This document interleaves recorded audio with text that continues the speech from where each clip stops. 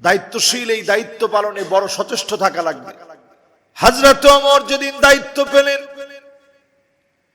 তিনি সঙ্গে সঙ্গে খুতবা দিলেন, ইন্নী উল্লিতু আলাইকুম ওয়া লাস্তু বিখাইরিকুম, আমি তোমাদের নেতা নির্বাচিত হয়েছি, তোমাদের চাইতে সেরা হতে পারি নাই।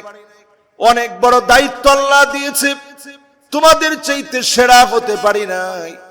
ভালো কোনো কাজ করলে আমি ওমরকে সহযোগিতা করবে, আর যদি মন্দ কোনো কাজ করি আমি ওমরকে সঙ্গে সঙ্গে তোমরা সোজা করে দিবা, আমি ওমরকে তোমরা বুঝায় দিবা।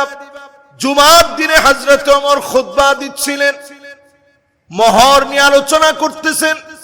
দেনমোহর নিয়ে কথা বলার সময় একজন নারী খুতবা চলাকালে কথা বলে উঠলেন, বললেন, ওমর আল্লাহকে ভয় করেন, ইত্তাকিল্লাহ ইয়া ওমর, ওমর আপনি আল্লাহরে ভয় করেন। তখন তিনি খলিফাতুল মুসলিমিন, অর্ধ জাহানের প্রেসিডেন্ট। সেই সময় হযরত ওমরকে বলা হলো আপনি আল্লাহরে ভয় করেন। এটা সাধারণ কোনো বিষয় না, আপনি চিন্তা করেন। হযরত ওমর বললেন যে ঠিক আছে, কি বিষয়ে ভয় করব, আল্লাহকে তো সবসময় ভয় করি। তখন নারী বললেন, সাদুকাতিহিন্না নিহলা, মহারানা যদি কেউ কেন্তার পরিমাণও দেয়, লক্ষ লক্ষ টাকাও যদি দেয়, কোনো অসুবিধা তো নাই, আল্লাহ তো দিতে বলছেন। যদি কেউ না পারে কম দিবে, আইসারুহা মাউনা, সহজ করার জন্য অল্প স্বল্প দিয়ে বিবাহ শাদী করবে। যদি কেউ পারে সে বেশি দিবে, এটার মধ্যে তো আপনি হাত দিতে পারেন না। হযরত ওমর সঙ্গে সঙ্গে বললেন, ওমর ভুল বলেছে, এই মহিলার কথাই সঠিক। বলেন আল্লাহু আকবার। একটু চিন্তা করেন, ইসলাম এই পৃথিবীতে মুসলমানদেরকে নীতি আদর্শ শিখিয়েছে। সেই নীতি আদর্শের ধারাবাহিকতায় আমরা যারা মুসলিম বলে নিজেদেরকে পরিচয় দিই, আমাদের ভিতরে নীতি আদর্শ যদি থাকে, সমাজ পরিবর্তন হবে। এই সমাজ পরিবর্তনের জন্য নিজেকে মানুষ হওয়া লাগবে। নবী আলাইহিস সালাতু ওয়াস সালাম জানায় দিয়ে গেলেন, হুব্বুন নাস, মানুষের ভালোবাসা আপনাকে অর্জন করা লাগবে। এই ভালোবাসা যখন অর্জন করবেন, আপনি বুঝে নিবেন যিনি আপনাকে ভালোবেসে ফেলেছে তিনি কে। এই জন্য মানুষের ভালোবাসা কুড়ানোর জন্য একটু চেষ্টা করা। জীবনের হায়াতটা বড় স্বল্প। কত স্বল্প, যেটার কোনো গ্যারান্টি নেই। এখানে যারা বসা আছেন, একজনও কোনো গ্যারান্টি দিতে পারবেন না যে এই বক্তব্য শেষ পর্যন্ত আপনি শুনতে পারবেন। এই বক্তব্য করতে করতে খতিব সাহেব চলে যেতে পারে, আপনি চলে যেতে পারেন। এই তো ঠুনকো জীবন। এই জীবনকে হাতে নিয়ে দুনিয়ার জীবনকে একটু সাজানোর জন্য আমরা চেষ্টা করি। কাআন্নাহুম ইয়াওমা ইয়ারাউনাহা লাম ইয়ালবাসু ইল্লা আশিয়াতান আও দুহাহা, একটা সকাল একটা সন্ধ্যার সমান।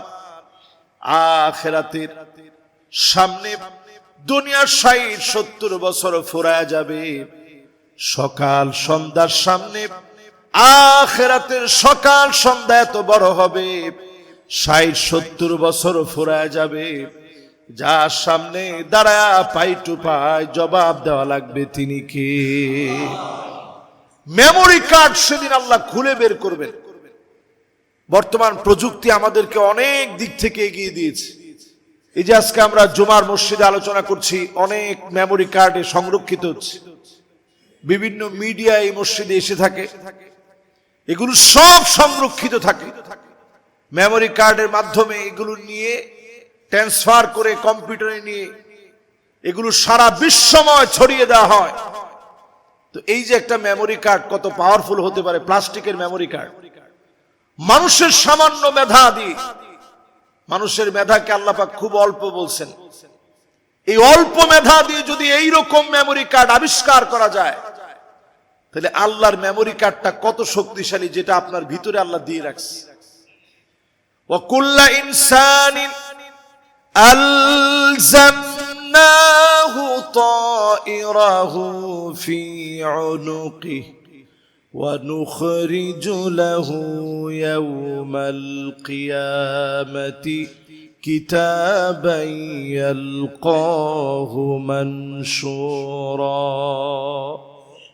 আল্লাহ পাক সেদিন মেমোরি কার্ড খুলবেন, সামনে দিয়ে বলবেন ইকরা কিতাবাক, তুমি তোমার হিসাবগুলো নিজে নিজে পড়ো, তুমি তোমার হিসাবগুলো নিজে নিজে দাও। সেদিন বান্দার চোখের সামনে গুনার খাতা এত লম্বা হয়ে যাবে, তাকায় সেদিন দেখবে মাদ্দাল বাসার, দৃষ্টি যত দূর পর্যন্ত যায় এক একজনের গুনাহ এত দূর পর্যন্ত হয়ে গেছে। হাদিস সাক্ষী নবীজি বলেন, এই লম্বা গুনাহের সামনে বান্দাকে সেদিন মালিক ডাক দিয়ে বলবে, আজকে কি তোর যাবার মতো কোনো জায়গা আছে? সেদিন বান্দা বলবে, মালিক যাবার মতো কোনো জায়গা নাই, বাঁচার মতো কোনো উপায় নাই। আল্লাহ পাক সেদিন বলবে, গোলাম এত এত গুনাহ তোর জীবনে তুই করলি, আমি আল্লাহ তো তোরে দুনিয়ায় লজ্জিত বানাই নাই, তোর মায়ের সামনে গুনাহ প্রকাশ করে দেই নাই, বাপের সামনে গুনাহ প্রকাশ করে দেই নাই, সব গুনাহগুলা গোপন রাখলাম, তোর বন্ধু বান্ধবের সামনে গুনাহগুলা প্রকাশ করে দেই নাই, আমি আল্লাহ সব গুনাহকে গোপন করে রাখলাম তোর জন্য, তোর সম্মানকে আমি আল্লাহ বৃদ্ধি করে রাখলাম। ওয়ালাকা শাইউন ইনদি, তোর জন্য আমার কাছে এমন একটা কার্ড আছে, এমন একটা বেতাকা, এমন একটা আইডি কার্ড আছে, যে আইডি কার্ডটা দিয়ে তোরে মাফ করে দিব। লোকটা সেদিন তাকায় দেখবে 99টা গুনার বিশাল বিশাল খাতা, এক একটা খাতা হবে মাদ্দাল বাসার, দৃষ্টি যত দূর যায় এত দূর পর্যন্ত। লোকটা সেদিন বলবে, মালিক এত এত গুনাহের মাঝে, এত এত অন্যায়ের মাঝে কেমন করে মালিক আমি মাপ পেয়ে যাব? আল্লাহ পাক সেদিন জানায় দিবে, এত এত গুনাহের মাঝে আমি আল্লাহ সামান্য আইডি কার্ড দিয়ে মাফ করে দিব। সেই আইডি কার্ড হচ্ছে লা ইলাহা ইল্লাল্লাহু মুহাম্মাদুর রাসূলুল্লাহ সাল্লাল্লাহু আলাইহি সাল্লাম। এই আইডি কার্ড দিয়ে আল্লাহ পাক সেদিন মাফ করে দিবেন। শুধুমাত্র যদি দুনিয়ার জীবনে আপনি মুসলিম হতে পারেন, নবীজি আপনারে চিনি নিবে। যারা যারা আমরা প্রায় সময় এখানে জুমা পড়ি, নিশ্চয় আপনারা জানেন আমরা প্রত্যেক জুমাতে কিছু বিষয় আপনাদেরকে সজাগ করার চেষ্টা করি, নবীজির উম্মত হওয়ার, অন্তত যেন আমরা দাবিদার হতে পারি। নবীজি সেদিন দূর দূর করে তাড়ায় দিবে মুশরিকদেরকে, যারা শিরক করেছে, নবীজি সেদিন তাদেরকে তাড়ায় দিবে, তাদের জন্য কোনো সুপারিশ নেই। 2 নম্বরে নবীজি তাড়ায় দিবেন বেদআতীদেরকে, যারা এই জমিনের ভিতরে বেদআত করেছে, নবীজি সেদিনকে তাদেরকে সুপারিশ করবেন না, সুপারিশ থেকে বঞ্চিত হবে। 3 নম্বরে নবীজি সুপারিশ করবেন না সেই দিন যে ব্যক্তি কুল্লু গালিন মারিক, অন্যায়ভাবে নিরপরাধ মানুষকে যে লোকটা মামলা দিয়েছে, হামলা দিয়েছে, স্বৈরাচার শক্তি হিসাবে আলেমদের উপরে যারা জুলম করেছে, তাদেরকে আল্লাহ পাক সেদিন মাফ করবে না। ঠিক কিনা বলে? আমরা 16টা বছর অনেক কিছু দেখেছি। এদেশের নিরপরাধ মানুষের উপরে মামলার কোনো অভাব ছিল না। কয়টা করে মামলা ছিল? আজকে যে নীরব ভাই এখানে বসা আছেন, ওনার নামে 100-র উপরে মামলা ছিল। কয়টা? ও 472টা। আমি তো মনে করছি 100-র উপরে। তাহলে আপনি চিন্তা করেন, 472টা মামলা ছিল শুধু ওনার নামে। শুধু উনি নয়, বাংলাদেশে এরকম হাজার হাজার না, লাখ লাখ না, এদেশের জনগণের নামে অসংখ্য মামলা হামলা দিয়ে নিরপরাধ মানুষকে অপরাধী সাজানো হয়েছে। এই কাজ যারা করেছে, নবীজির পরিষ্কার হাদিস, এরা জালেম, জালেমদেরকে সেদিন নবীজি সাল্লাল্লাহু আলাইহি সাল্লাম সুপারিশ করবেন। তো চিন্তা করেন, এইরকম জালেমদের খাতায় আপনি যদি নিজের নাম লিখিয়ে থাকেন, নিরপরাধ মানুষকে যদি অপরাধী সাজান, আল্লাহর আদালতে জবাব দেওয়া লাগবে। নবী আলাইহিস সালাম বলেন, জালেমদেরকে সেদিন নবীজি চিনবেন না। ওয়ালা তারকানু ইলাল্লাযীনা যালামু ফাতামাসসাকুমুন নার।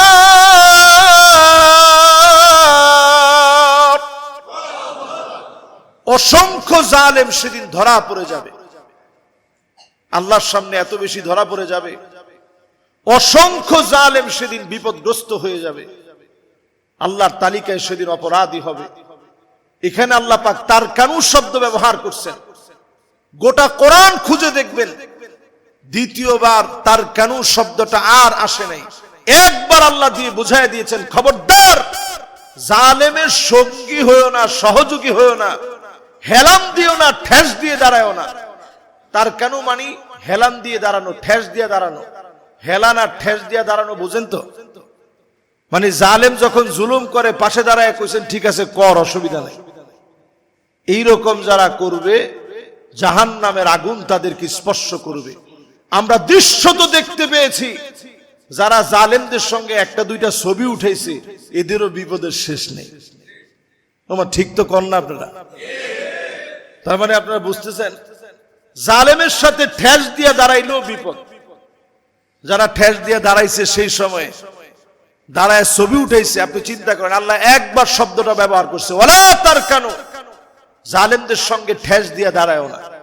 একবার আল্লাহ শব্দ ব্যবহার করে বুঝাই দিচ্ছেন। নবীজি এই আয়াতে কারিমা নাজিল হওয়ার পর নবীজির কয়েকটা চুল পেকে গেছে। আহারে আমার উম্মতের দশা কি হবে, তারা না জানি জালেমের সঙ্গী হয়ে যায়।